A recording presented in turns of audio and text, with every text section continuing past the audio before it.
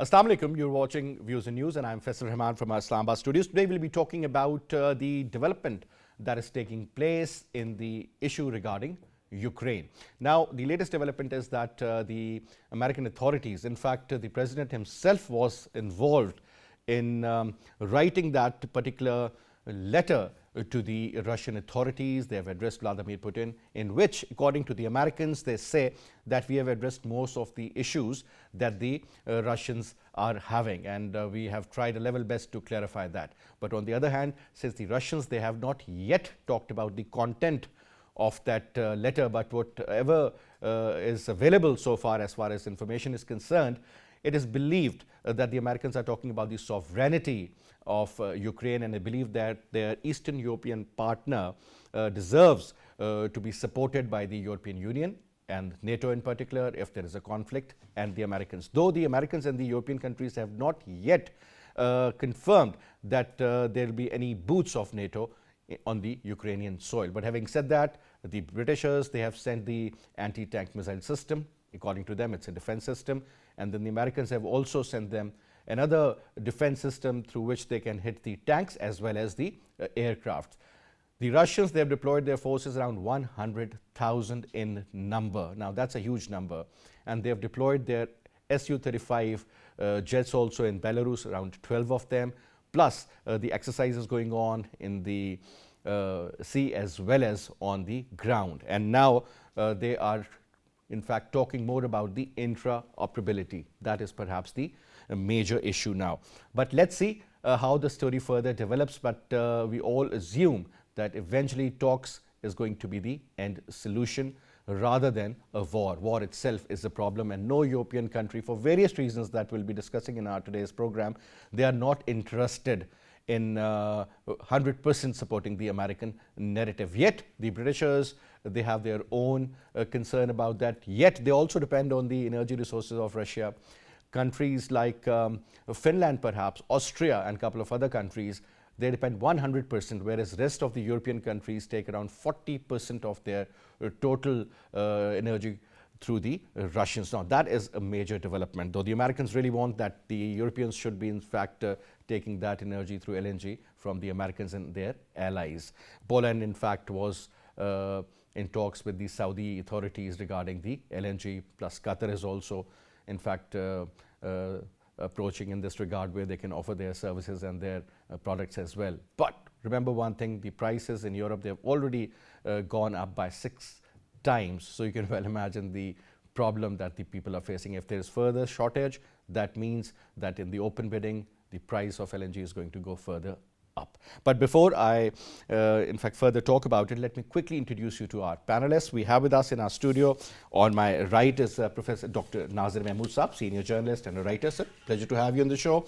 We also have with us Air Commodore retired Basit Raza Abbasi Saab, needs no introduction, is a senior analyst. Sir, pleasure to have you in the program. And we also have with us Dr. Jamil Khan Saab, former ambassador, senior diplomat, and Dr. Saab is joining us on Skype. Dr. Saab, thank you so much for your time, sir. Pleasure to have you in the program. And let's start the debate now, sir. I'm sure, sir, Professor Saab, you are as involved as anybody else regarding this developing story. It is believed that this is the huge issue as far as Europe is concerned post-Second World War. Look at the gathering of the troops all around the Ukrainian border, whereas Ukrainians, I mean, they have called their forces, but they are no match to the Russians if there is a conflict. And having said that, most of the European countries, including Denmark and a couple of other countries, they have sent their support to the Baltic states, perhaps. A few F-16s, maybe a destroyer or something of that sort. But, sir, the Russian presence in the region is quite significant, and they mean business. If you look at the statements given by their foreign minister or perhaps Mr. Putin himself, they are very straightforward, and he says that you are in my porch and I can't afford that. Simple as that. NATO has been there in their backyard creating a lot of problems. Let me be very straight, sir, because we all know what's the purpose of NATO is there. And again, another very important issue that most of these European countries, including Germany perhaps, they are not 100% on board as far as the American narrative is concerned. Dr. Saab, your take. The situation is very interesting in the sense that it looks as if it is on the verge of war. But I have a slightly different take, and I don't think that it will end up in a full-blown war. Let me make a comparison with 1962 Cuban Missile Crisis. Correct. Which is exactly 60, this is 2020, 22. Exactly 60 years back, 1962 Cuban Missile Crisis. At that time also, Cold War was at its peak. At its peak. Correct. And it seemed that, a minor misstep from anyone would trigger the Third World War. But even at that time, Kennedy and Khrushchev, who were two rival leaders of United States and the Soviet Union, they went back from the brink. They averted that war. Now, this situation I don't think is as tense as that was, because that was not artificially created, that there was a real situation. Because in Cuba, what exactly is that supposed to mean? Is Russia not as strong as it used to be as Soviet Union at that time? No, the bone of contention, Russia is strong in comparison with Europe, of course, not in comparison with America. But why I am saying that the situation is different, at that time there were solid reasons, missiles, Soviet missiles were there on the Cuban territory, which was just 90 miles away from Florida. At this time, there are no missiles. There is no standing army, American army in Europe anywhere. There are 3 battalions or 4 battalions in the north, in Latvia, Lithuania, Estonia, and 1 in Poland. And there is 1 brigade in Romania. So I don't think that situation is as tense as it is artificially being created. Now, the question is, why, if it is artificially being created, why this is being created like why this? Why is Russia being shown as a villain, as a villain in the Western media? I think both. In fact, there are 4 or 5 major players here. On one side, there is Russia, of course, and on the other side, there is US, UK, and France, with minor from Germany also. But if you look at the internal politics of all these 4 countries, they want a major distraction both nationally and internationally. In Russia, Putin's popularity, he has been in power for 22 years now, almost, yes, which is the longest period in Russian history after Stalin. Even Brezhnev was there just for 18 years. So this is the longest period after Stalin, 22 years in power. And he's planning to stay another 8 years at least. And his popularity was declining. So, these, and then look at America, Biden, this ignominious withdrawal from Afghanistan, Taliban. He again needs internally, there are serious questions about his leadership. Look at UK. Now, this party scandal of Boris Johnson. He is in look at Macron. some serious problem. Look at Macron in France. He is in trouble. So, I have a hunch that mostly this is serving for all these leaders which I named. Putin, be it Putin, Biden, or Macron, or the Boris global Johnson, decision makers. These are all major decision makers, and they are being, pushed within their country by the opposition. So they needed something, or all these countries. So I think that this was created. Now, if you look at the ground reality situation is, if there had to be a war, this could have been triggered in 2014 when Russia actually crossed the border and occupied and annexed Crimea.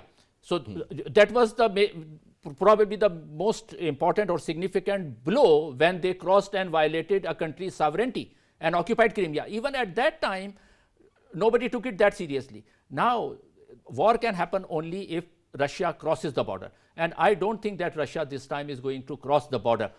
That is the point. But, sir, Russia is being provoked now. And whether regarding the statements, because there was this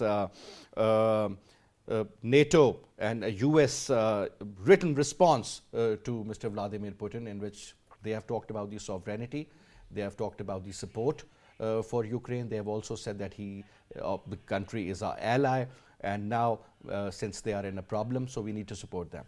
Now, though they are not the NATO members, but as allies, so perhaps if Americans think of invading Afghanistan in the past, or whenever they thought of attacking Iraq, perhaps they were also close to certain countries. Even Russia and Iraq were pretty close. But sir, what I'm saying is that this is the kind of mindset that prevails in Washington as well as in Pentagon, that they are the global masters. They can control whenever they wish to, They can intervene in any country, they can change the regime, they can place their own person there and control it.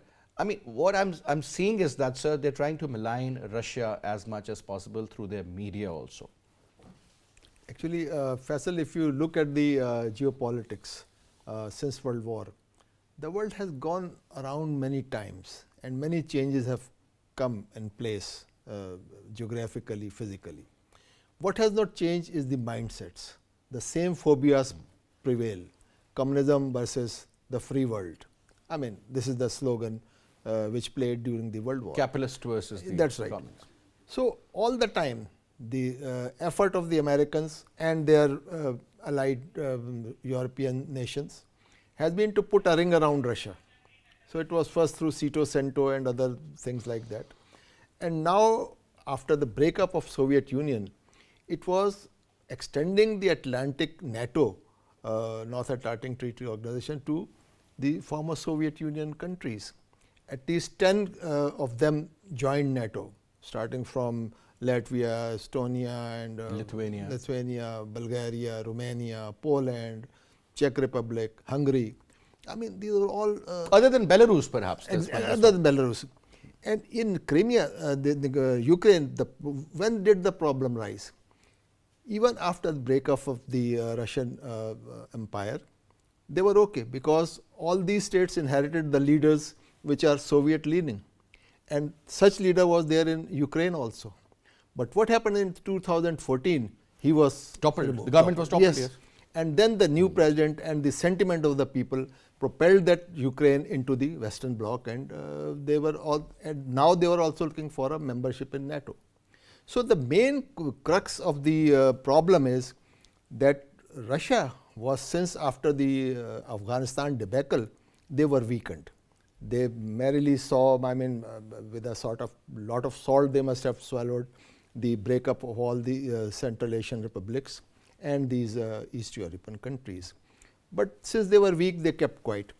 With the passage of time, they have gained strength, and now this world situation has turned more favorable, because after the Americans' debacle in Afghanistan and sort of introduction of Biden, it is perceived as a weak government, because Trump was more hawkish and Biden is more sort of, if you call it, not that is as mature as any other senior leader. And he has already suffered a setback, and the election is in sight, the US midterm elections, and the graphs of popularity are constantly down. We just discussed it. So among all this background, Russians decided, Putin, I mean, when I say Russia, it is Putin. He makes the decision. So one-man show? Yes. So he decided that this is, and look, the strongest leader of Europe, Angela Merkel, is no more there. So Germany, who used to be at the forefront of offensive in such situations, the spokesperson of Europe, is quiet, because the chancellor is still. And interestingly, sir, Germany has said that they will not support in terms of military assets or naval assets or otherwise, even Air Force. They said, yes, in case of a war, we will provide medical facilities. That is it. And so they are trying to remain neutral. And yesterday I was, in fact, watching a lot of television channels regarding the same issue, sir. What I learned was that the Germans are not at all interested. True. And a couple of other countries, in fact, countries like Finland, they have their own very genuine concerns. The winter is there, it's going to get worse in a few weeks, and the Europeans do not want to be frozen, simple as that. So let me also bring in now Ambassador Saab. Ambassador, another very important development, and that was regarding a couple of statements being issued by some of the European leaders and also by the American president. He was very firm. I also listened to what Mr. Blinken had to say. He also exactly represented what the American president wanted him to say regarding the letter that was delivered, rather a response, let me put it this way. And now the European authorities and the Western authorities are waiting for the response from the Russians. Now, what it seems like, sir, that once you're in the backyard of the Russians in the form of NATO exerting pressure from left, right and center, and division, a clear-cut division within the ranks of the European decision makers. So where do you see this entire conflict heading now? Your take. No, definitely the tension is brewing up a lot, and there are indicators. Some of it has already been discussed, and some of it I'll like to put across. And what compelled the countries, the NATO countries, to evacuate their family from Ukraine, and what compelled the U.S. citizens to be asked to get evacuated?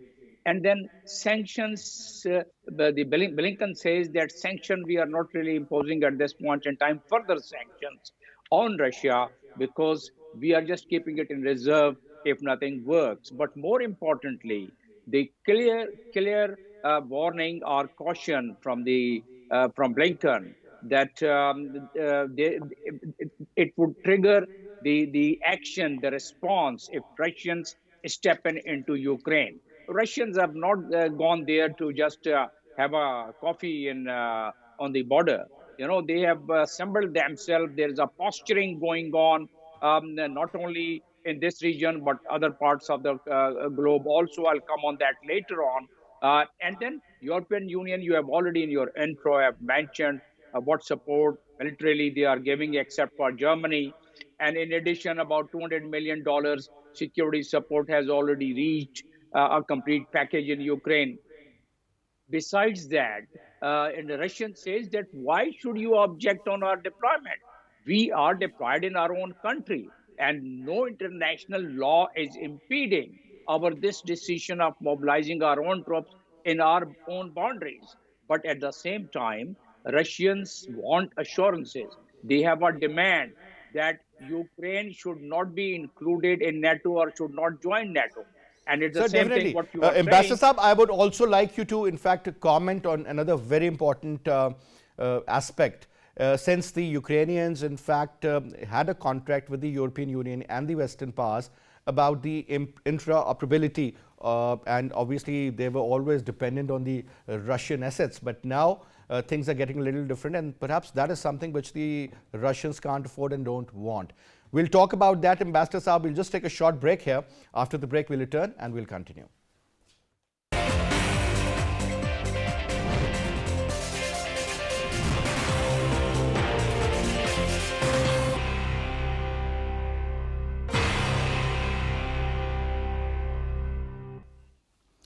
Welcome back after the break. Now, coming back to you, Jamil Saab, I want to put another question here.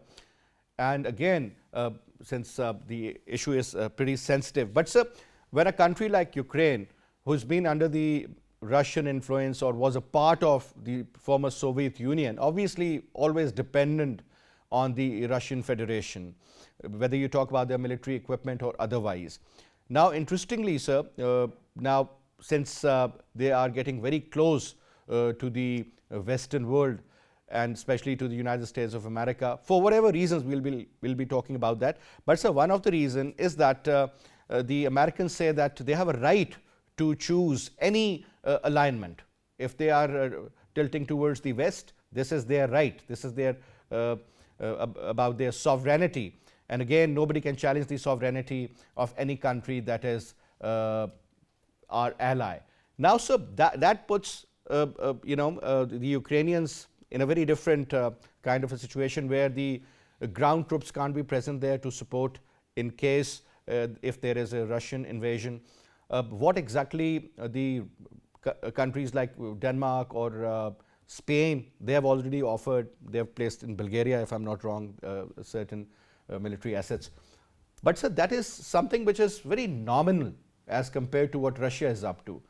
Americans, they have said that we won't be sending our troops, but 8,500 troops are on a standby. So they couldn't do anything in Afghanistan when you were in fact fighting the Taliban with those kind of forces and resources. And what happened after 20 years is right in front of you. Sir, let's equate the Ukrainian issue with the Afghan issue, sir. I mean, do you see any similarities? What exactly do you see happening, sir, in case if the talks just do not produce any sort of a viable solution or a remedy, perhaps? Well, I don't see parallel between Afghanistan and Ukraine situation. Afghanistan, they could, at their sweet will, the Americans could pound bombs of any kind, could take action, could do the raid, air raid, and to attack anywhere they wanted. The on contrary, the Taliban could only do the guerrilla warfare. But as compared to that, with the NATO forces and with the NATO support, Ukraine obviously is not. I don't see much parallel with what assets and what capabilities Afghanistan had against the NATO forces or against the Americans. So coming back on that, this tension which has been built up, and now the major demand is, which is impossible to be fulfilled in the near future or even in the later on. That doesn't seem to be fulfilled, and that is Russian wants the rollback and all the built up which has taken place in the last about 15 years, and that is from Eastern Europe, Estonia, Latvia, Lithuania, and so on. So they want that. Obviously, this is what the Americans are also saying, that their demands are impossible to be fulfilled. So that is one aspect. Now, the second point is that in the present day world, the war is not only with the deployment of troops. Though the Russians have deployed they have done the massive deployment because just in their backyard, but the NATO forces and Americans, they do have their own air and technological assets and the space available. So is the Russian. So if this tension escalates further, then in that case we cannot rule out of any clash, right? Okay, full-fledged world All war right. perhaps not be possible, but we cannot really rule out that. And on the other side, excuse me, on the other side, what is happening in the global geopolitical scenario, that we cannot really totally ignore that, because if something happens in Ukraine, Iran, or for that matter Israel, and for that matter this JCPO the issue, which is not really materialized in 8th session, there could be some clash over here also, just to deflect that pressure from that region to this region. And we can discuss on that even at length, because what has happened, what Iran has already given clear policy in case their sites are neutralized by Israel or by other forces, then Correct. they are fully prepared for it. On the other side is this. The third one is Taiwan. So all these things are brewing up, and we cannot isolate that. So coming back on Ukraine, Ukraine is heating up. There's no doubt about it, because it has so much of economic consequences also. If that Absolutely, sir. happens, This is exactly obviously, where I was coming to. All right. Sir, if you allow me, sir, let me also bring in now Dr. Naazir sir. Dr. Saab, economic aspect. As we earlier mentioned, and we have always talked about it, the dependency on the Russian gas or energy resources, and the dependency of the, I would say, European Union. Now, sir, Normandy talks, Germany, France, again, these European countries. Germany has a very different stance. They don't want, they can't afford that. 40% of the total energy that is consumed by the Europeans, that comes from Russia, sir. The Americans have said that yes, we can look after that aspect too. But you know, we are again talking about the cost, and the cost already has gone up 6 times. Secondly, sir, a few of these European countries, as I earlier mentioned, Finland and Austria. Austria is a very important country, and so many other members. They depend 100% on the Russian energy. And yes, countries like Italy and Spain and France perhaps, they are dependent, but not 100%. Now what I'm saying is that, sir, war is one option, because again, as somebody said, that war, it's a continuity of the policy. So over here, sir, if this is what the Americans or the Europeans want, despite the fact that post one withdrawal, as you earlier mentioned, they had a lot of misunderstanding, or I would say differences with the Americans now, sir. But looking at the current scenario, sir, Normandy talks, how important they are, and what sort of choices the Russians have other than, in fact, let me use this word, invading. The Western word is using this, invading, not incursion, invading Ukraine, sir? Your take. You rightly pointed out that there is a very strong economic aspect to the whole episode, and that's why I think that they will not cross the line of actually indulging in war, especially Europe. Russia is not as much dependent on Europe economically as They can look for European- other markets now, Yes. sir. They can look Yes. south. So European Union and other European countries, they are more dependent on Russian gas, as you rightly pointed out, and the dependence ranges from 20% to 100%. Some countries 50% dependent, some countries 75%, some countries even 100% dependent on. So no European country can afford to go to that extent when Russia is pushed. And why Russia is not doing now? Because I mean, economically speaking, of course, if Russia is giving oil and gas, Russia is also getting money. So if Russia switches off the faucet, then ultimately it will backfire to Russia also, because economically Russia will lose. So that's why both of these warring factions, NATO and mostly in Europe, and Russia, they will not cross the line. So economically speaking, they cannot afford a war. This is one aspect. Second aspect is that talking about NATO, why NATO is so now acting belligerently, and why Russia is objecting. If past is any guide, there were two incidences in which Russia and NATO could have gone to war. One was 1997, when there was a rapid expansion of NATO. When NATO came into being in 1949 or 48, at that time there were only 12 members. Now there are 30. So where did the remaining 18 countries come from? 14 countries were from Post-independence. Yes. Soviet Union collapsed in 1991, and after 5 years, 5 or 6 years, in 1997 there was a rapid expansion, and 14 countries, some of them Commodore Saab named, in fact, all these countries, right from Estonia, Latvia, Lithuania, and from Poland down to Romania and Bulgaria. Belarus, Moldova. No, Belarus is not member of No. NATO. Those who became the members. Yes. Yeah. Okay. Yes. Okay. So all these 14 countries, they were under the Soviet influence just 5 years back from 97. So at that time, Russia could have objected, but why didn't it do it? Let me remind you that at that time, Yeltsin was the president. And in 1996, in fact, Yeltsin won the election with European and American support. Yeltsin's popularity was going down, and in 1996 Russian election, American CIA and European Union, they played an important role to get Yeltsin re-elected. Why? Because at that time, once again, the old Russian Communist Party was once again getting strong, and there was a chance that it could be re-elected to power. So they made sure that Yeltsin gets re-elected. So in a way, Yeltsin was indebted to both America and to European Union. That's why Yeltsin did not object. You imagine 14 countries of your influence join NATO, and Russia doesn't do anything.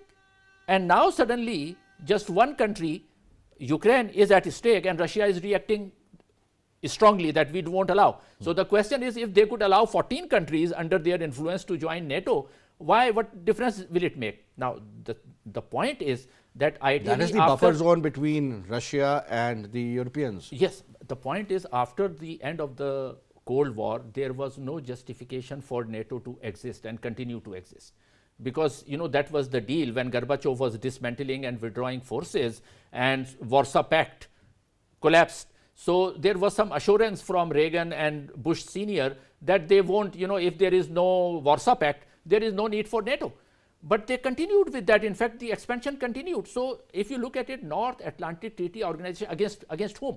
If the Soviet Union is not there, China is not in the Atlantic, why would they against the need NATO? Muslim world also, sir? This is one of their major but they continued that ideology. expansion, and probably they continued that for a situation like today.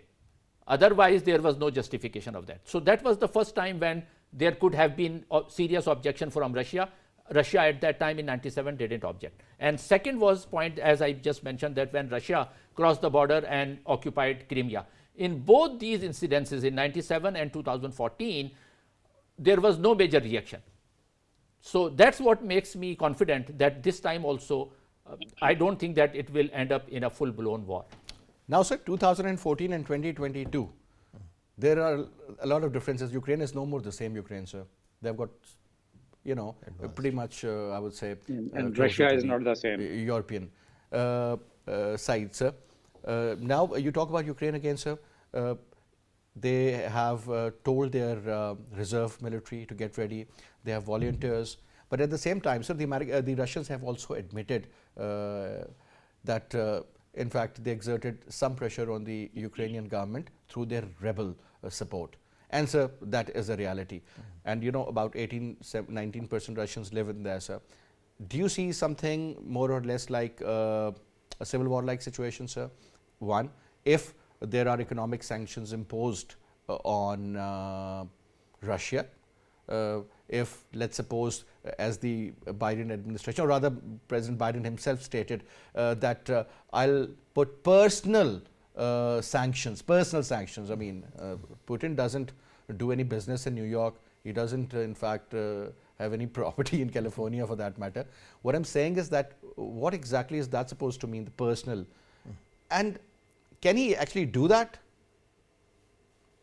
Actually, this has already been replied by Russian foreign minister that we don't have any, the Russian leadership, including Putin and other leaders, they don't have any assets in America. So personal sanctions on us do not matter. So don't threaten us for that. But having said that, we talk that what are the other options if these forces are not there to attack or invade Ukraine, what for? I think that one distinct possibility which still remains is that insurgency, because they have Russian population on the eastern border and they could penetrate further, and also from the Belarus side they could arrange some sort of incursion. They have already deployed 2 of their battalions Exactly. of S-400 missile system. So, you know, at the moment this on 3 fronts there is a battle going on. One is the military front, that we see that they put 100,000 troops and put their troops and aircraft in Belarus, and from American side they put 8,500 soldiers on alert, and they put anti-tank missiles they sent to Belarus, and they economic aid to Belarus, and Stinger and other missiles from US lethal weapons have also landed there. So all this in is Ukraine. In Ukraine. Not So this is military posturing.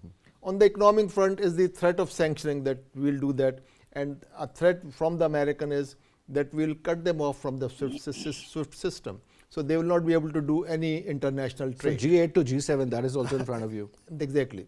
So all these threats, it's a case of brinkmanship. Who blinks first?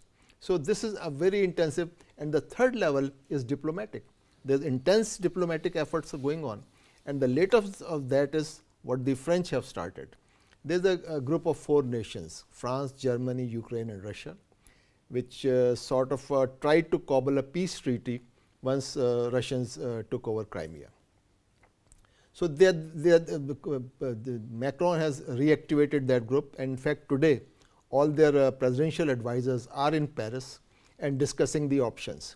And on Friday, do you think, sir, Macron has multiple options now post AUKUS? Oh no. Actually, obviously, sir, that was no, something which he wasn't very happy with. You can see rather that pretty. There are 2 strong nations in EU, Germany and France. Correct. And there is a sort of hidden battle to gain ascendancy. Now, with Angela Merkel there was no competition. There was no leader of her stature. Now that she's gone, so now France has also some desires, some repressed desires to take the leadership.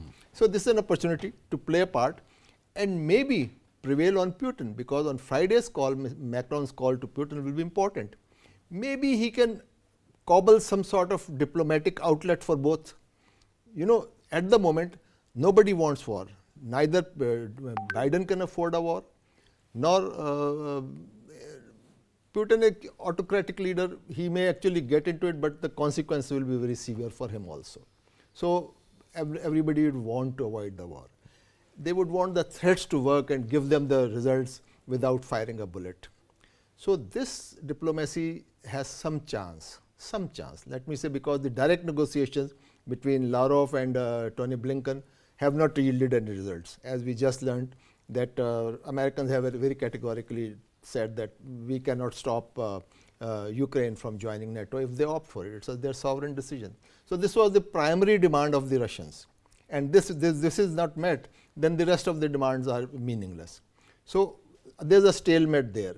So if these guys can find an outlet for both the parties, things could settle Keeping down. in mind the sovereignty of Ukraine, That's right. yet the That's other right. option Some sort of arrangement that maybe not for the time being, for near future, something should be, so that for the moment the situation should diffuse.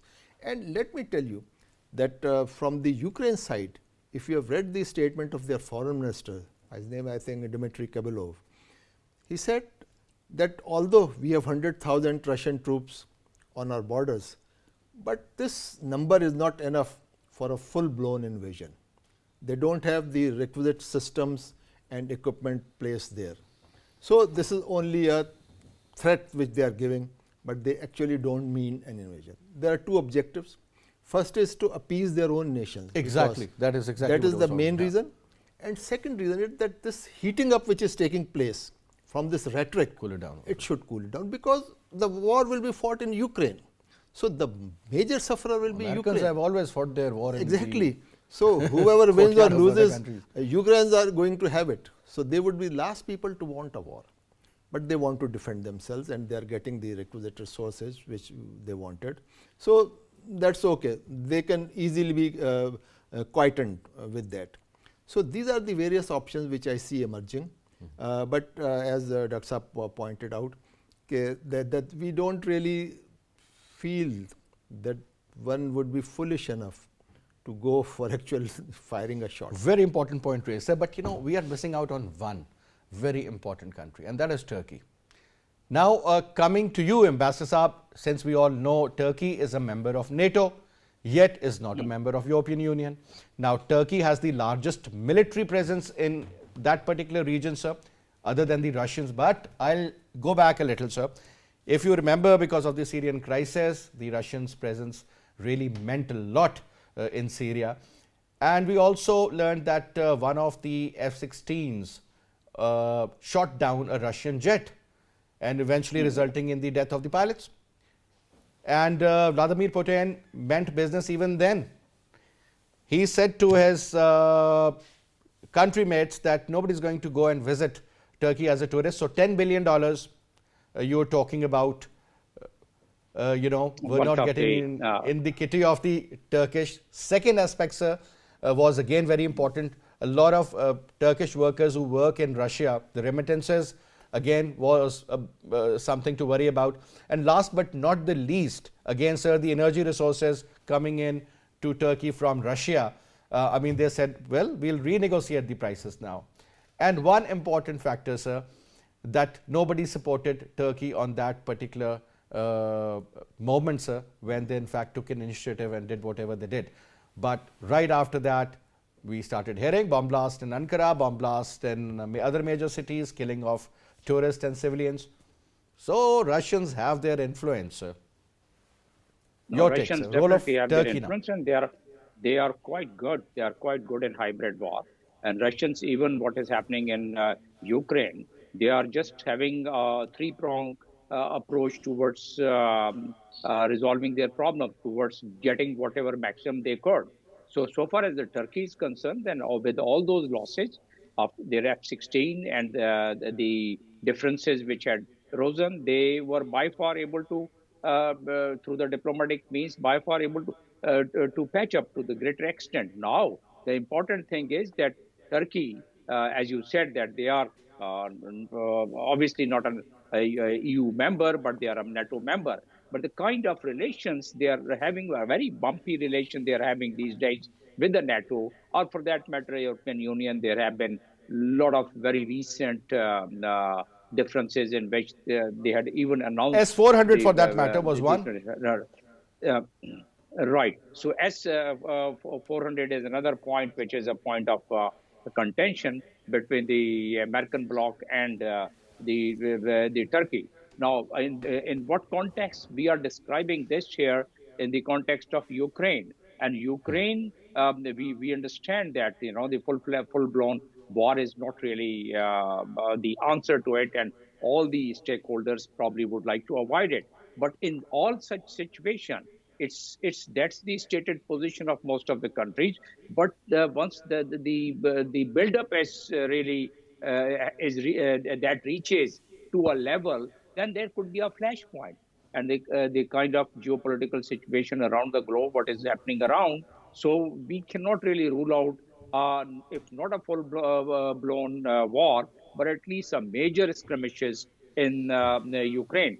Reasons being that Russia suspects that the way Americans are bringing some nuclear submarine or neutralizing this area of Pacific Ocean and the area around the state of Malacca, they are going to have their deployment. And there were some reports also in past that the NATO forces are bringing their missiles and the nuclear nuclear delivery system. So Russians obviously would not tolerate that. And once that happens, and that's the reason Russians, whatever demands they had put across, the Americans have very clearly said that these demands are not very, it's very hard to be met with. And therefore, Russians have further strengthened their point that whatever development NATO had taken, has been doing post 1997, they should dismantle that. Now, these are some of those demands which clearly indicates that probably this heat up which is taking place, this tension which is brewing up in the area, it's not going to go away very soon. And what way is it going to really result into full-blown skirmishes, or for that matter, are limited kind of incursions? But again, that would have such a huge consequences, not only in that region, Europe and the Russia, but also on the world by itself. JP Morgan says that the oil prices can go right up to 150 if that happens. Exactly. The wheat export. IMF has also mentioned, sir, and they are looking at a global economic slowdown in the future also. And if this absolutely, and the grains, the wheat, Russia is the biggest exporter of the wheat, and then Ukraine is the second biggest exporter of the wheat. Gas, you have already described about 40% of it. See, it can really play a devastation. You'll soon find, if it doesn't get resolved in coming few weeks, soon you'll find people would start switching over to the safe haven investments, like the metals and some of the currencies which are taken as a safe haven. So if that happens, then the entire economic situation would be in a turmoil. Even if this tension, if it persists for a longer period of time. So therefore, all countries, and particularly those countries who are also aligned in this bloc through the SCO, through the ECU, and Russia being part of SCO. So all countries would have the impact on it. Yes. Sir, one last quick comment for all the three panelists here, sir. Let's start off from you, and then I'll come back to the guest in the studio, sir. Sir, since the Secretary General of NATO, Mr. Jens Stoltenberg, he says that we have reached out to Russia, and he said that NATO on Wednesday, they have sent this written response to the Russians as far as the security demand of the Russians are concerned. Now, sir, and they have also said that the doors for discussions and for dialogue is always open. Do you think, sir, we haven't heard any reply yet? Because the content, yes, we do understand what exactly do they mean, but exactly when you go point-wise, because Russians really want something in black and white. Now, sir, how important that response is, and what sort of a response do you expect from the Russians, sir, in that particular regard? Sir, a quick comment, sir. Russians are going to stand by of the demands. In fact, they have asked for a little more, but even once NATO commits with Russia, that all right, you have asked us to withdraw from post the deployment of 1997. We can do what we can do is that we withdraw it from Ukraine and around Ukraine. So probably there will be some strike. There could be some. They can strike some balance and reach to some conclusion. All right. Yeah. Sir, last 1 minute and 30 seconds each for this particular response. I think the best solution is now for NATO to give an assurance to Russia that for the time being, Ukraine will not be included in NATO, number one. And based on that assurance, Russia withdraws troops from the border. This is the solution. And what about the joint exercises or the interoperability of the Ukrainian forces with the NATO, sir? NATO is a partner NATO country, so it will remain a partner That is NATO going to remain country. like Full that. membership, I think, for the time being, they It's should been forget. deferred, let's put it Yes, this way. yes. Sir, This is exactly what I meant, that this could come out from Macron's talk to Mr. Putin. Nobody has yet talked to Putin. Normandy and he talks is holding are all really the important. cards with his chest. So one is this a moratorium for, let's say, 5 years for further expansion of NATO and withdrawal of Russian forces and negotiations to continue. but Something this like that. issue can still trigger something in the future. This is something, I would say it's very, very important. At the end of this, as we always say, that war is a problem. War cannot be a solution for any problem. Dr. Saab, thank you so much, sir. It was a pleasure, sir. Thank you so much for your presence. Basit, thank you so much for your presence also. And that's all we have for this weekend. I'll see you inshallah again. Till then, you take good care. Khuda Hafiz.